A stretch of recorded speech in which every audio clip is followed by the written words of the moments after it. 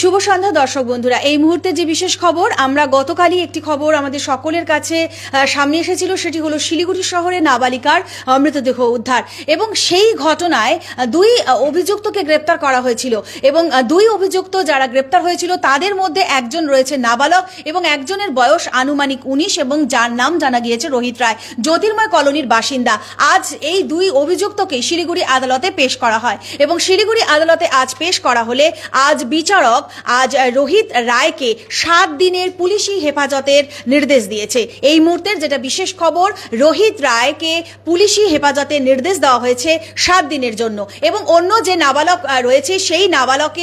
নাবালকের jail হেফাজতের নির্দেশ দেওয়া হয়েছে। আগামী 7 দিনের মধ্যে আবার তাদেরকে আদালতে পেশ করা হবে। এই মুহূর্তের যেটা বিশেষ খবর, শিলিগুড়ি শহর জুড়ে যা গতকাল আমাদের প্রত্যেকটি শহরের নাগরিকদের মধ্যে শোরগোল ফেলে দিয়েছিল, যা হলো এক নাবালিকার দেহ উদ্ধার হয় এবং প্রথমে জানা যায় যে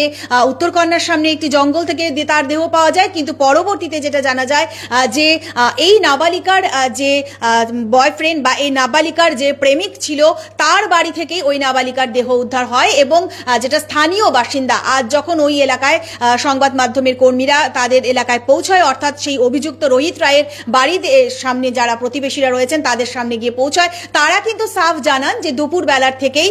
ওই নাবালিকা তার বাড়িতেই ছিল এবং তারা একসঙ্গে নেশা করছিল এবং তার পরবর্তীতে তার শরীর কোনোভাবে খারাপ হয় বা যাই হোক, সেই কারণ অবশ্যই তদন্তের ওপরে উঠে আসবে কি হয়েছিল।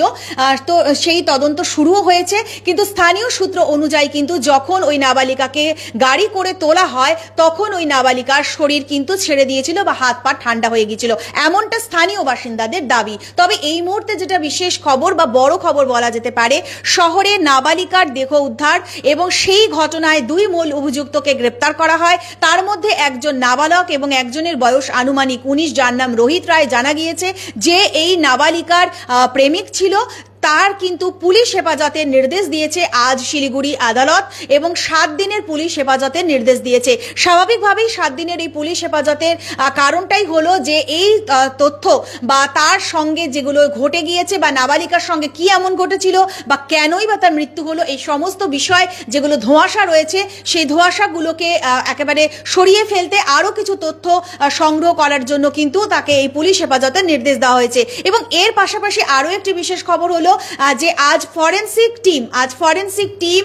রোহিত রায়ের বাড়িতে যাচ্ছে এবং সেখান থেকে তারা নমুনা সংগ্রহ করবে। আবারও বলছি, ফরেন্সিক টিম আজ রোহিত রায়ের বাড়িতে যাবে, অর্থাৎ যেখান থেকে নাবালিকার দেহ উদ্ধার হয়েছিল বা নাবালিকাকে ওখান থেকে নিয়ে যখন শিলিগুড়ি জেলা হাসপাতালে যেই বাড়িতে অর্থাৎ জ্যোতির্ময় কলোনি সেই বাড়িতে আজ ফরেন্সিক টিম পৌঁছবে এবং সেখান থেকে তারা নমুনা সংগ্রহ করবে এবং এর তদন্ত কিন্তু এগিয়ে নিয়ে যাওয়ার জন্য যেই প্রক্রিয়া রয়েছে সেই প্রক্রিয়া পুলিশ প্রশাসনের তরফে কিন্তু করা হচ্ছে। তবে এই মুহূর্তে যেটা বিশেষ খবর সেটা অবশ্যই বলা যেতে পারে যে শিলিগুড়িতে যে নাবালিকার দেহ উদ্ধারের যে ঘটনা, সেই ঘটনায় মূল অভিযুক্ত রোহিত রায়ের পুলিশি হেফাজতের নির্দেশ 7 দিনের এবং রোহিত রায়ের বাড়িতে ফরেন্সিক দল বা ফরেন্সিক প্রতিনিধি দল পৌঁছচ্ছে এবং তারা এই সমস্ত বিষয় খতিয়ে দেখবে, সেখান থেকে নমুনা সংগ্রহ করবে। আগামীতে আরো কিছু আপডেট এই সংক্রান্ত থাকলে অবশ্যই পৌঁছে দেবো আপনাদের কাছে। ধন্যবাদ।